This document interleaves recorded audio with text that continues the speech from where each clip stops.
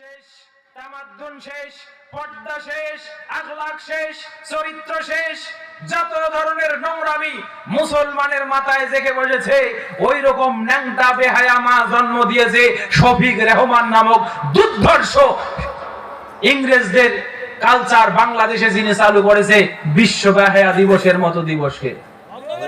কথা বলেন, গতকালকে ছিল 14ই ফেব্রুয়ারি। এদেশের যুবক 14ই ফেব্রুয়ারি তুমি বলো না, তুমি ওটার নাম দাও কুত্তা কুত্তি দিবস। কি নাম দিতে হবে বলেন? ওটাকে নাম দাও জিনাত দিবস, ওটার নাম দাও বিশ্ব বেহায়া দিবস। শুনে রাখো মুসলিম, আল কোরআনের 5 নম্বর সূরা মাইদা 50 এবং 51 নম্বর আয়াতে আল্লাহ রাব্বুল আলামিন বলছেন, আফা হুকমাল জাহিলিয়াতি ইয়াবগুন, হে বিশ্ব মানবতা তুমি জেনে রাখো, তুমি কি এখনো জাহিলিয়াতের তন্ত্রমন্ত্র, জাহিলিয়াতের অভ্যাস তুমি তোমার চরিত্রে গেঁথে নিতে চাও?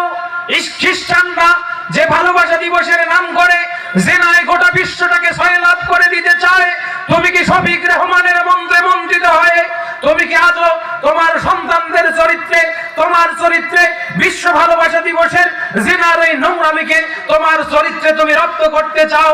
জেনে রাখো, ওয়ামান আহসানু মিনাল্লাহি হুকমান লিকাওমিন ইয়াকিনুন, ওই সম্প্রদায়, বিশ্বাসী সম্প্রদায়ের কাছে আল্লাহর চেয়ে বড় হুকুমদাতা, আল্লাহর চেয়ে বড় সুন্নাত দাতা পৃথিবীর জমিনে আর কে হতে পারে? আল্লাহর সুন্নাত হলো, আল্লাহর নবী বলছেন, ইজা জাহারা জিনা ওয়ার রিবা ফি ক্বরিয়াতিন ফাকাদ আহাল্লু বিআনফুসিহিম আযাবাল্লাহ।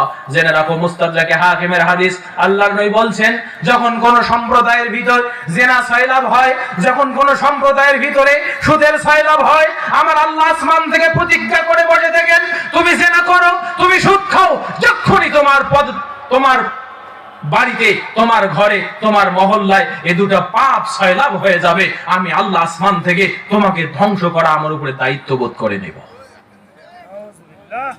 সম্মানিত ভাই, আমরা চোর চুরি করে, পাপ জেনে চুরি করে, জেনাকার জেনা করে, পাপ জেনে জেনা করে, কিন্তু বাংলাদেশের সুশীল সমাজের কুশীল, অন্ধ, নির্বোধ, বিবেকহীন, একেবারে মূর্খ মুসলমান যারা আজকে ভদ্রতার বড়াই করে, তারা আবার জেনাকে ভালোবাসা নামে প্রমোট করে। কথা বলেন, ছেলে মেয়ে অনুমতি দিয়েছে, বাবা তুমি তো কারমাইকেল কলেজে পড়ো, তুমি তো রোকেয়া ইউনিভার্সিটিতে পড়ো, তা তুমি আমাকে অন্তত মেয়ে দেখার কাজটা থেকে বাঁচাই দিও, একটা পছন্দ করে নিয়ে আসি। মেয়েকে আবার জানাই দিচ্ছে চাচি, মামি, খালা, দাদি, নানি, ওরা আবার বলে, 20 বছর পড়াশোনা করলি, করছিস কি? তোর জন্য এই বয়সে বর দেখা লাগে কেন? একটা ধরতে পারিস নাই? ওর মুখে ঝাঁটার বাড়ি দিতে হবে, ওরকম পিতার মুখে ঝাঁটার বাড়ি দিতে হবে, ওরকম মায়ের মুখে ঝাঁটার বাড়ি দিতে হবে। আব্দুর রাজ্জাক বিন ইউসুফ হাফিজাহুল্লাহ এজন্যই বলেন, কুকুরও সন্তান জন্ম দেয়, কুকুরও সন্তানের মা হয়, কুকুরও সন্তান জন্ম দেয়, কুকুরও সন্তানের বাবা হয়, কুকুর সন্তান জন্ম দিয়ে কুকুরের বাবা, কুকুর সন্তান জন্ম দিয়ে কুকুরের মা, কিন্তু মানুষ সন্তান জন্ম দিলেই মানুষের বাবা মা হওয়া যায় না। আল্লাহর নবী হযরতে মুআয বিন জাবালকে 10টা উপদেশ দিচ্ছিলেন, শেষের উপদেশ হচ্ছে, ইয়া মা ওয়াখিফহুম ফিল্লাহ, হে মুআয তোমার সন্তানগুলোকে আল্লাহ ভীতি শিক্ষা দাও, ওয়ালা তারফা আসাকা আদাবান, খবরদার তাদেরকে শাসনের লাঠিটা তুমি ফেলে দিও না। যে বাবার হাতে কর্তৃত্ব থাকে না, যে মায়ের হাতে মেয়েকে শাসন করার কর্তৃত্ব থাকে না, আমি বলবো আপনি বাবা নামের কলঙ্ক, আমি বলবো আপনি মা নামের কলঙ্ক। কি হয়েছে আপনার? আল্লাহর নবী হযরতে আল্লাহ নবী বলছেন, মুরু আওলাদাকুম বিসসালাত ওয়া হুম আবনাউ সাবঈ সিনিন, হে আমার উম্মত তুমি তোমার সন্তানকে সালাতের আদেশ দাও যখন তার বয়স 7 বছর হয়, ওয়াজরিবুহুম আলাইহা ওয়া হুম আবনাউ 10 সিনিন, যখন তোমার সন্তানের বয়স কত বছর? 10 বছর হয়, তখন সালাত আদায় না করলে তাকে প্রহার করো। আর আপনার বাড়িতে বুড়া ছেলে বসে আছে, এখনো মসজিদে যায় না, আপনি সুবহানাল্লাহ পড়েন, আলহামদুলিল্লাহ পড়েন, আর আপনার ছেলে এখন আপনার কথা শোনে না, আপনি আল্লাহর নবীর উম্মত? বলেন, দাবি করা যাবে? সম্মানিত ভাইরা, এজন্য বলছি, পরিবারগুলো যদি ঠিক করতে চান, সর্বাগ্রে পর্দা নিশ্চিত করুন। পরিবারগুলো যদি ঠিক করতে চান, সর্বাগ্রে পর্দা নিশ্চিত করুন। আপনি যে বাবা, আপনি যে মা, এই কর্তৃত্ব আপনার হাতে নেন। আপনার সন্তানকে শাসন করুন। সম্মানিত ভাইয়েরা, এই 14ই ফেব্রুয়ারির এই ন্যাংটা বিশ্ব বেহায়া দিবসে যে সন্তানগুলো আপনার বাড়ি থেকে বের হয়ে গেল, সারাদিন 12টা ঘন্টা আপনার বাড়ি থেকে সন্তান বের হয়ে গেল। সন্ধ্যার সময় মেয়ে এলো চুল নিয়ে, মেয়ে এলো উস্কো খুস্কো কাপড় নিয়ে, ছেলেটা আসলো মুখে রং মাখা, পিঠে রং মাখা, পাঞ্জাবিতে রং মাখা, শার্টে রং মাখা, আর আপনি সন্তানের মাথায় হাত বুলিয়ে বলছেন, বাবা জাদু কলিজা সোনা, সারাদিন কোথায় ছিলে? তোমার জন্য গরুর গোশত রান্না করে আমি বসে আছি। আপনার তো উচিত ছিল ওই সন্তানটা কোথায় সারাদিন ছিল সেই জবাবটা আগে নেওয়া। শুধু তাই নয় মুসলিম, আপনাকে বলি, এই যে অ্যান্ড্রয়েড ফোন আপনাদের 10 বছরের সন্তানের হাতে, 15 বছরের সন্তানের হাতে, 20 বছরের সন্তানের হাতে আছে না নাই? জেনে রাখবেন, ঠিক যেই মুহূর্তে রাত্রি 12টা বাজে যে সন্তানের হাতে এই মোবাইলটা দিয়েছেন, ওর বয়স 20 বছর, 25 বছর, 30 বছর, যেই মুহূর্তে রাত 12টা আপনার ঘরের দরজাটা যখন লেগে গেছে, ওর ঘরের দরজাটা যখন লেগে গেছে, একা একা শুয়ে আছে, এইবার এই ছেলেটা এই মোবাইলটা অন করে, জমিনে আর থাকে না, সে সরাসরি উঠে যায় আয়নোস্ফিয়ারে। ওখান থেকে যা আছে সব এবার টেনে নামাবে আর দেখতেই থাকবে, সারা রাত পার করে দেবে। ফজরের নামাজ গেল, আর আপনি সেই সন্তানের জন্য মায়া কান্না করতেছেন, বাসাধন আমার সারা রাত পড়েছে আর ফজরের আগে আগে ঘুমিয়েছে। কথা বলেন, অভাবটা কোথায়? আপনার সন্তানকে আপনি শেখাতে পারেননি, অভাবটা কোথায়? আপনার এই সন্তান যখন 5 বছর বয়স, আপনার সন্তানকে আপনি এই যে জামিয়া নূরে হেরা নামক মাদ্রাসায় এই গ্রাউন্ডে নিয়ে আসেননি। অভাবটা হলো এই জায়গায়, আপনার এই ছোট্ট সোনামণিটাকে আপনি প্রথমে শিখিয়েছেন তারা হাট্টি মাটিম টিম, তারা মাঠে পাড়ে ডিম, তাদের খাড়া দুটি শিং। সন্তান সকালবেলা এটা শেখে, ছোটবেলায় মা আবার সন্তানকে এই মিথ্যা কবিতা শোনায় আর ভাত খাওয়ায়, আছে না? শুরুটাই হলো মিথ্যা দিয়ে। এই সন্তান যতদিন শিখবে, আপনাদের কাছে আমি বিচার দেই, হাট্টি মাটিম টিম, তারা মাঠে পাড়ে ডিম, তাদের খাড়া দুটি শিং, এইরকম কোন প্রাণী আল্লাহর জমিনে আছে নাকি? দেখেছেন? দেখেছেন? দেখেন নাই। আরো একটা কবিতা আছে, তবে এই কবিতাটি যা লিখেছে, আমার মনে হয় এই কবিকে যদি আমি পাইতাম, এই হেলিপ্যাড মাঠে যতগুলো মানুষ আছে সব মানুষের পায়ের জুতার মালা গেছে তার গলায় দিতাম। কিন্তু আরো একটা কবিতা আছে, খোকন খোকন ডাক পারি, খোকন মোদের কারবারি, আয় রে খোকন ছুটে আয়, দুধ মাখা ভাত কাকে খায়। এই কবিতার একটা রূপক অর্থ আছে। এই খোকন যদি বাংলার দামাল মুসলিম যুবক হয়, এই খোকন যদি আমার মুসলিম সোনামণি সন্তানেরা হয়, এই খোকনকে আমরা ডাকবো, খোকন রে তুই কোথায়? আজ ইসলামের সূর্য অস্তমিত হয়ে যাচ্ছে। এই খোকন, এখনো কি তোমার বোঝার সময় হয়নি? এই খোকন, এখনো কি তুমি ফিরে দাঁড়াবে না? খোকন আয়, ফিরে আয় খোকন। ইসলাম নামক দুধ মাখা ভাত কাক শ্রীকাল শকুন ইহুদি খ্রিস্টানদের ওই নেরা কুত্তারা ইসলামকে ছিনিয়ে খাচ্ছে। খোকন ফিরে আয়, ফিরে আয় ইসলামের দিকে খোকন, ইসলামের রজ্জুটা হাতে তুলে নে। বলেন ঠিক কিনা? এই কবিকে যদি আমি পাইতাম, আপনার খানসামার বাজারের সবচেয়ে বড় বড় মিষ্টি কিনে খাওয়াইতাম ইনশাআল্লাহ। তো বাচ্চাকে আপনি যখন শেখাচ্ছেন, অর্থবহ কিছু শেখান, তাই না? অর্থবহ কিছু শেখাতে হবে। এই মা, নিজে পর্দা করো না, তোমার সন্তান কিভাবে পর্দা শিখবে? হে ভাই যুবক, তুমি তো নিজেই ন্যাংটা হয়ে পড়ে আছো, তোমার যে ছোট সন্তানটা আগামী ফজরের সময় পৃথিবীর জমিনে এসে ওম্মা ডাক দেবে, ওই সন্তানটাকে তুমি কি শেখাবে? একটু কি বিবেক বিবেচনা করে দেখেছো? তুমি কোন ধর্ম লালন করো, কোন মতে বিশ্বাস করো, সেটা কি তুমি একবার দেখেছো? তুমি যে ধর্মে বিশ্বাস করো, তুমি যে দ্বীন ইসলাম মেনে চলো, সেই দ্বীন ইসলামের প্রথম আদেশ যখন বিশ্বনবী মুহাম্মদ সাল্লাল্লাহু আলাইহি ওয়াসাল্লাম হেরা গুহাতে ধ্যানমগ্ন ছিলেন, জিবরাইল আমিন আসমানের নিচে জমিন থেকে উপরে ঝুলন্ত অবস্থায় তিনবার বলছে ইয়া মুহাম্মদ ইকরা, মুহাম্মদ বলছে মা আনা বিকারিয়ান, আবার বলছে মুহাম্মদ ইকরা, মুহাম্মদ সাল্লাম বলছেন মা আনা বিকারিয়ান, আবার বলছে মুহাম্মদ ইকরা মা আনা বিকারিয়ান। আল্লাহর নবী তিনবার এভাবে বলার পর তিনি বলছেন ফাগাত্তানি, তিনি আমাকে জড়িয়ে ধরলেন, হাত্তা খাশিতু আন্নি খাশিতু নাফসি, এমনকি আমি আমার নফসের উপরে খুব ভয় পেয়ে গেলাম।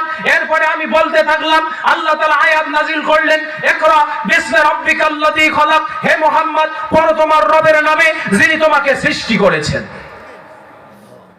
তুমি যে ইসলাম লালন করো, সেই ইসলামের প্রথম বাণী হলো, সেই ইসলামের প্রথম কথাটি হলো ইকরা, তুমি পড়ো, তুমি পড়ো, তুমি পড়ো, তুমি বোঝো, তুমি আমল করো, তুমি দাওয়াত দাও। কথা বুঝতে পারেননি? ইসলাম কোন গড্ডালিকা প্রবাহের ধর্ম নয়, ইসলাম কোন গড্ডালিকা প্রবাহের জীবন ব্যবস্থা নয়। ইসলাম হলো একটি রেকটিফাইড জীবন ব্যবস্থা, ইসলাম হলো একটি স্বচ্ছ সুন্দর ব্যবস্থা। আল্লাহ নবী যে ইসলামের জন্য বলে গেছেন লাইলুহা কানাহারাহা, ইসলাম হলো এমন একটি ধর্ম, ইসলাম হলো এমন একটি জীবন ব্যবস্থা, এখানে কোনো নোংরামির জায়গা নেই, এখানে কোনো অস্বচ্ছতার জায়গা নেই, এখানে কোনো কিছু ইন করা কিংবা কোনো কিছু ফেলে দেওয়া এরকম কোনো কিছু করার জায়গা নেই। এই ইসলাম রাতেও যেমন, এই ইসলাম অবস্থা এরকম যে রাতেও যেমন পরিস্থিতি, দিনেও একই রকম পরিস্থিতি। তার মানে ইসলাম সর্বদাই স্বচ্ছ এবং সুন্দর। এই ইসলাম আপনাকে বলছে তোমাকে পড়তে হবে, তোমাকে জানতে হবে, তোমাকে শিখতে হবে, তোমাকে পড়তে হবে, তোমাকে জানতে হবে, তোমাকে শিখতে হবে, এই সমাজ ভাঙতে হবে, নতুন সমাজ গড়তে হবে। এটার নাম হলো ইসলাম। তোমার কোনো পারিবারিক শিক্ষা নেই, তুমি নিজ আসমানের দিকে মাথা তুলে বলো hi there is no God in the world. কই ওটা আসমান খুঁজে দেখলাম, আল্লাহকে খুঁজে পাই না। তুমি এই শিক্ষা শিখেছো, অথচ যদি তোমাকে জিজ্ঞেস করা হয় ওয়ালা ইন সাআলতাহুম মান খালাকাস সামাওয়াতি ওয়াল আরদ লা ইয়াকুলুনাল্লাহ, এই কথা ফেরাউন বলেছে। ফেরাউনকে যদি জিজ্ঞেস করো মুসা আসমান জমিন কে সৃষ্টি করেছে, ফেরাউন এবার বলবে আসমান জমিন আমার বাবা সৃষ্টি করে নাই, আসমান জমিনের স্রষ্টা একজন আছে, তিনি হলেন, বলেন কে? আল্লাহ। আবার যদি জিজ্ঞেস করো ওয়ালা ইন সাআলতাহুম মান নাযালা মিনাস সামাই মান, যদি তাদেরকে জিজ্ঞেস করো বলো আসমান থেকে বৃষ্টি বর্ষণ কে করায়, তাহলে তারা অবনত চিত্তে ওই কট্টর আবু জেহেল, ওই ফেরাউন, ওই উতবা সাইবা, ওই নমরুদ সাদ্দার হামান কামান যারা আছে দুর্ধর্ষ কাফেরের গোষ্ঠী, তারা সকলে মাথা অবনত করে বলে যে লা ইয়াকুলুনাল্লাহ, অবশ্যই আসমান থেকে বৃষ্টি বর্ষণ করার তিনি হলেন আল্লাহ। আর বাংলাদেশে কিছু বেনিয়া তৈরি হয়েছে, তারা আবার মাঝে মাঝে আসমানের দিকে মাথা তুলে বলে তোমরা কার ইবাদত করো, কই তোমার আল্লাহ আছে না নাই? সম্মানিত ভাইরা, আল্লাহ রাব্বুল আলামিনের দৃষ্টিতে ওই ব্যক্তি হলো প্রকৃত শিক্ষিত মানুষ, ওই মানুষটি হলো প্রকৃত শিক্ষিত মানুষ, যে মানুষটি তার রবকে চিনে, যে মানুষটি তার দায়িত্ববোধ জানে, যে মানুষ তার রেসপন্সিবিলিটি সম্পর্কে সচেতন, যে মানুষ আল্লাহ সম্পর্কে সচেতন, সেই মানুষ হলো প্রকৃত মানুষ। এজন্য রাব্বুল আলামিন প্রকৃত মানুষ এবং অপ্রকৃত মানুষ, প্রকৃত মানুষ এবং অপ্রকৃত মানুষের সংজ্ঞা এবং পার্থক্য করে সূরা জুমারের 9 নম্বর আয়াতে ঘোষণা করে দিয়েছেন হাল ইয়াসতাউল্লাযীনা ইয়ালামুন ওয়াল্লাযীনা লা ইয়ালামুন ওয়া মা ইয়াতাযাক্কারু ইল্লা উলুল আলবাব। হে নবী, আপনার সামনে যে আপনার সাহাবীগণ বসে আছে তাদেরকে জিজ্ঞেস করো এই যারা জানে আর যারা জানে না তারা কি সমান? বলেন, যে জানে আর যে জানে না সে কি সমান? দুজনে কি সমান? আল্লাহ পরক্ষণেই একটু মর্যাদা দিয়েছেন ওই ব্যক্তিদের, ওয়ামা ইয়াতাযাক্কারু ইল্লা উলুল আলবাব, বরং আল্লাহকে জানে, আল্লাহ সচেতন হলো তারাই যারা পৃথিবীর জ্ঞানী মানুষ। আল্লাহ আবার বলছেন সূরা আনআমের 122 নম্বর আয়াত আওয়া মান কানা মাইতান ফাহিয়াইনাহু ওয়া জাআলনা লাহু নূরান ইয়ামশি বিহি ফিন নাস। হে মানুষ, তোমরা বিবেকের আদালতে তার হও তো। ওই মানুষ কি ওই মানুষটার সমান যে মানুষটা মৃত ছিল? আমি আল্লাহ দয়া করে মায়া করে তাকে জাগালাম, তাকে একটা নূর দান করলাম, ইয়ামশি বিহি ফিন নাস, যে নূর দ্বারা সে মানুষের ভিড়ে চলাচল করে। কামা মাসালুহু ফি যুলুমাতিন লাইসা বিখারিদিন মিনহা, সে কি ওই মানুষের সমান যে অন্ধকারে পড়ে আছে, যা বের হওয়ার রাস্তা খুঁজে পাচ্ছে না। ও হেলিপ্যাডবাসী, আপনারা কি বুঝতে পারছেন আমার কথা নাকি বোঝেন না? আল্লাহ বলছেন প্রতিটা মানুষ মৃত অবস্থায় ছিল। এই মৃত মানুষদের মধ্য থেকে আমি যাকে রহম করে জাআলনাহু নূরান ইয়ামশি বিহি ফিন নাস, আমি যাকে দয়া করে মায়া করে নূর দিয়েছি। আর নূর হেনা আল ইলম, যাকে আমি জ্ঞান দিয়েছি, যে জ্ঞানের মাধ্যমে সে সচেতনভাবে নিজের দায়িত্ববোধ নিয়ে সমাজে বিচরণ করতে পারে। কামাম মাসালুহু ফি যুলুমাতিন, সে ব্যক্তি ওই ব্যক্তির মতো যে অন্ধকারে পড়ে আছে, লাইসা বিখারিজিম মিনহা, যে অন্ধকার থেকে বের হওয়ার কোন রাস্তা খুঁজে পাচ্ছে না। ওই অন্ধকারে পড়ে থাকা মানুষ আর যে মানুষকে আমি আলো দিলাম, জ্ঞান দিলাম, এই দুইটা মানুষ কি সমান? তোমরা বিচার করো। আমাদের উত্তর কি বলেন? কোন মানুষটি ভালো? যে মানুষটিকে আল্লাহ দয়া করে জ্ঞান দিয়েছেন, যে মানুষটাকে আল্লাহ তাআলা জ্ঞানের আলো দিয়েছেন, সেই মানুষটি হলো আল্লাহর কাছে উত্তম। আর যে মানুষটি এখনো আল্লাহর কাছ থেকে জ্ঞান পায়নি, যে মানুষটি এখনো আল্লাহর কাছ থেকে নূর পায়নি, সেই মানুষটি আল্লাহর কাছে মন্দ। এ কথা চির সত্য। এই কথাই আল্লাহ তাআলা সূরা আনআমের 122 নম্বর আয়াতে বলেছেন। বলেন সুবহানাল্লাহি বিহামদিহি। আল্লাহ এবার বলছেন, শোনো শোনো বিশ্ববাসী, কেন বললাম জ্ঞানীরা উত্তম? শোনো বিশ্ববাসী, কেন বললাম জ্ঞানীরা উত্তম? 58 নম্বর সূরা সূরা মুজাদালা 11 নম্বর আয়াত, 58 নম্বর সূরা সূরা মুজাদালা 11 নম্বর আয়াত। এই আয়াতের শেষের দিকে আল্লাহ রাব্বুল আলামিন বলছেন, ইয়ারফাইল্লাহুল্লাযীনা আমানু মিনকুম ওয়াল্লাযীনা উতুল ইলমা দারাজাত। জেনে রাখো বিশ্ববাসী, তোমাদের ভিতরে দুই ধরনের মানুষকে আমি মর্যাদা দিয়েছি। তোমাদের ভিতরে দুই ধরনের মানুষকে আমি মর্যাদা দিয়েছি। যারা হলো আমানু মিনকুম, যারা হলো তোমাদের মধ্যে ঈমানদার, তাদেরকে আমি মর্যাদা দিয়েছি। ওয়াল্লাযীনা উতুল ইলমা দারাজাত, এবং যারা হলো জ্ঞানী তাদেরকে আমি মর্যাদা দিয়েছি। তবে আমার যতটুকু গবেষণা, আল্লাহর কথা এসা, কিন্তু আমি যেটা আপনাকে বলতে চাই, একটা মানুষ এক গুণে জ্ঞানী, একটা মানুষ এক গুণের কারণে আল্লাহর কাছে মর্যাদাবান, কিন্তু পরের মানুষটা দুটা গুণের কারণে আল্লাহর কাছে মর্যাদাবান। জেনে রাখেন, যে মানুষটা জ্ঞানী সে যদি ঈমানদার হয়, যে মানুষটা জ্ঞানী সে যদি ঈমানদার হয়, সে জ্ঞানের কারণে এক গুণ মর্যাদা, ঈমান থাকার কারণে আর এক গুণ মর্যাদা। কিন্তু যে ঈমানদার সে যদি জ্ঞানী না হয়, শুধুমাত্র ঈমানদার হওয়ার কারণে আল্লাহর কাছে মর্যাদা, কিন্তু জ্ঞানী তাই সে নয়, সেই কারণে আল্লাহর কাছে জ্ঞান থাকার কারণে যে মর্যাদা থাকা দরকার, সেরকম জ্ঞান তার, সেই মর্যাদা আল্লাহর কাছে তার নাই। কথা কি বুঝতে পারলেন নাকি পারলেন না? মানে আমি বললাম, একজন ঈমানদার, তিনি ঈমানও রাখেন আবার জ্ঞানও আছে, তাহলে আল্লাহর কাছে ডাবল সম্মানের অধিকারী। যেহেতু আল্লাহ কি বলছেন, ইয়ারফাইল্লাহুল্লাযীনা আমানু মিনকুম ওয়াল্লাযীনা উতুল ইলমা দারাজাত। এবং এই কথা যে হাদিস সমৃদ্ধ, এটা আমি আপনাকে বুঝাই। হযরত উমামা বাহিলী রাদিয়াল্লাহু তাআলা তিনি বলছেন, আল্লাহর নবীর কাছে যুকির আলেন রাসূলুল্লাহ সাল্লাল্লাহু আলাইহি সাল্লাম রাজুলানে আহাদুহুমা আলিম ওয়াল আখারু আবিদ। আল্লাহর নবীর কাছে দুজন ব্যক্তির কথা পেশ করা হলো, একজন হলেন আলেম আর একজন আবিদ। রাসূল সাল্লাল্লাহু বলছেন, ফাজলুল আলিমি আলাল আবিদ কা ফাজলি আলা আদনাকুম। তোমাদের মধ্যে আলেমের